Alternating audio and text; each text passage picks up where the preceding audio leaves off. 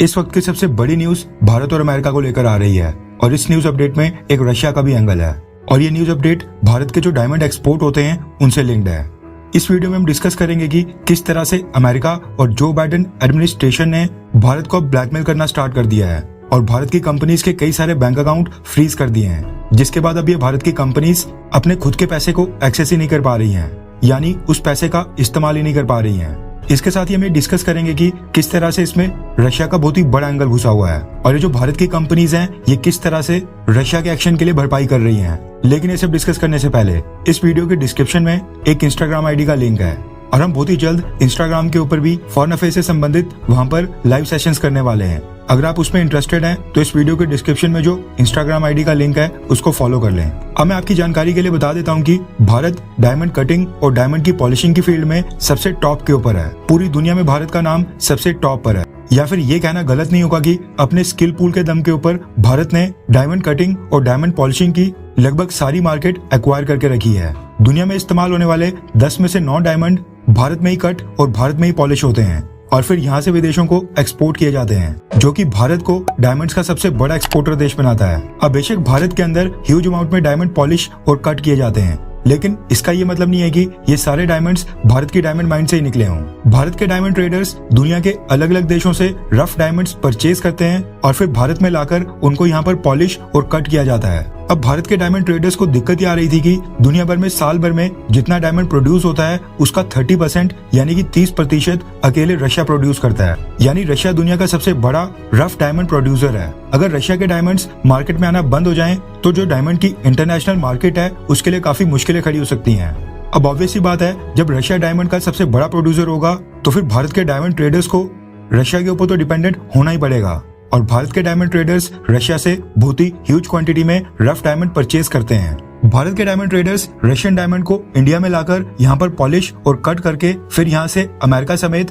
पूरी दुनिया भर को एक्सपोर्ट करते हैं। अब हुआ क्या कि जो भारत के डायमंड एक्सपोर्ट होते हैं उसमें अमेरिका भारत के लिए बहुत ही बड़ी मार्केट है। भारत की डायमंड इंडस्ट्री साल भर में जितने भी डायमंड पॉलिश करती है या फिर डायमंड स्टडेड ज्वेलरी बनाती है उसका 70% यानी कि 70% अकेले अमेरिका को एक्सपोर्ट किया जाता है। और अब अमेरिका और जो बाइडेन एडमिनिस्ट्रेशन भारत की इसी डिपेंडेंसी का फायदा उठाते हुए भारत के डायमंड ट्रेडर्स को ब्लैकमेल करने के ऊपर उतरा है। यूक्रेन वॉर स्टार्ट होने के बाद भी भारत के डायमंड ट्रेडर्स रशिया से डायमंड परचेज कर रहे हैं, जो उनको दुनिया के बाकी हिस्से के डायमंड से सस्ते प्राइस के ऊपर मिल रहे हैं और ये बात अमेरिका को बिल्कुल भी पसंद नहीं आ रही है, जिसके चलते अमेरिका ने भारत की डायमंड कंपनीज के अकाउंट फ्रीज करना स्टार्ट कर दिया है। रेफरेंस के लिए आपकी स्क्रीन के ऊपर लाइव मिंट के आर्टिकल का भी स्क्रीनशॉट है, जिसके मुताबिक भारत की कंपनीज के 215 करोड़ रुपए के फंड्स अमेरिका ने फ्रीज कर दिए हैं और रशिया के साथ कनेक्शन के चलते हुए भारत के डायमंड सेलर्स को टारगेट करना स्टार्ट कर दिया है। अमेरिका के अंदर एक ऑफिस है जो दूसरे देशों के जो एसेट्स होते हैं उनको कंट्रोल करता है। इस ऑफिस का नाम है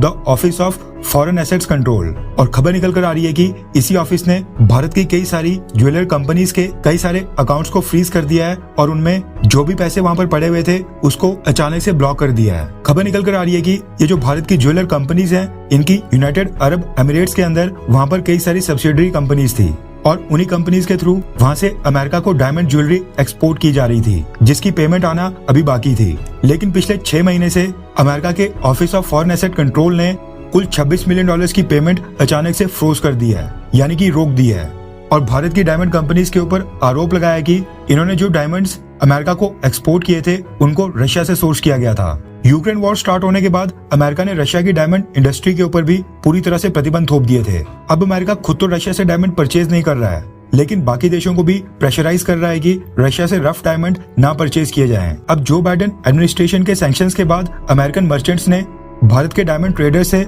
रशियन डायमंड परचेज करने से इनकार कर दिया था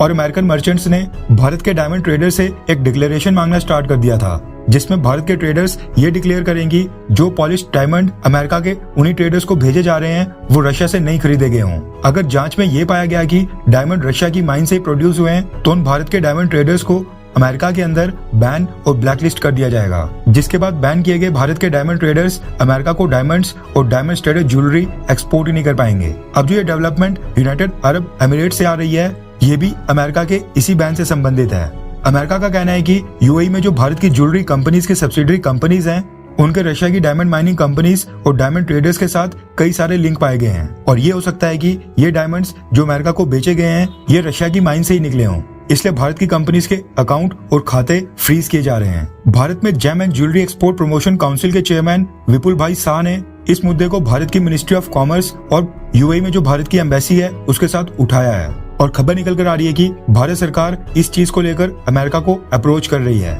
लेकिन अमेरिका भारत की कंपनीज के अकाउंट अनफ्रीज करने के मूड में बिल्कुल नहीं लग रहा है। अब जो भारत के डायमंड ट्रेडर्स हैं उनके सामने बस यही दिक्कत नहीं है। अमेरिका के ट्रेडर्स का कहना है कि उनको जो बाइडेन एडमिनिस्ट्रेशन की तरफ से ये सख्त दिशा निर्देश मिलेंगे डायमंड खरीदने से पहले ये चेक किया जाए कि डायमंड का ओरिजिन रशिया से नहीं हुआ हो, वरना उनके ऊपर भी सैंक्शंस लग सकते हैं और उनके ऊपर भी पेनल्टी लग सकती है। अब इस वजह से भारत के डायमंड ट्रेडर्स जो यूक्रेन युद्ध स्टार्ट होने से पहले ह्यूज क्वांटिटी में रशिया से रफ डायमंड परचेज करके भारत में कट और पॉलिश करके अमेरिका को एक्सपोर्ट करते थे, वो डिक्लेरेशन, बैन और ब्लैकलिस्ट हो जाने के डर से अमेरिका को डायमंड्स एक्सपोर्ट ही नहीं कर पा रहे हैं, जबकि उनकी 70% डायमंड ज्वेलरी अमेरिका को ही एक्सपोर्ट की जाती थी। इस वजह से भारत के डायमंड ट्रेडर्स और एक्सपोर्टर्स को बहुत ही बड़ा नुकसान उठाना पड़ रहा है। भारत के डायमंड ट्रेडर्स रशिया के साथ पेमेंट इशू के कारण पहले ही काफी मुश्किलों में पड़े थे और अब अमेरिका की तरफ से ये कदम उनके लिए और मुश्किलें खड़ी कर रहा है और इस वजह से जो भारत के फाइनल एक्सपोर्ट फिगर्स हैं उसके ऊपर भी फर्क पड़ सकता है। इसलिए ये कहना गलत नहीं होगा कि कहीं ना कहीं रशिया यूक्रेन युद्ध के कारण इनडायरेक्टली सही लेकिन भारत को भी कई बिलियन डॉलर्स का नुकसान उठाना पड़ रहा है। और जहां तक बात है अमेरिका की, तो अमेरिका का ये सैंक्शंस लगाना ही पूरी तरह से गलत है। सैंक्शंस किसी भी एक देश को नहीं बल्कि यूनाइटेड नेशंस के ऊपर वहां पर सभी देशों को इकट्ठा होकर एक साथ मिलकर लगाने चाहिए ताकि किसी भी देश की दादागिरी ना चले।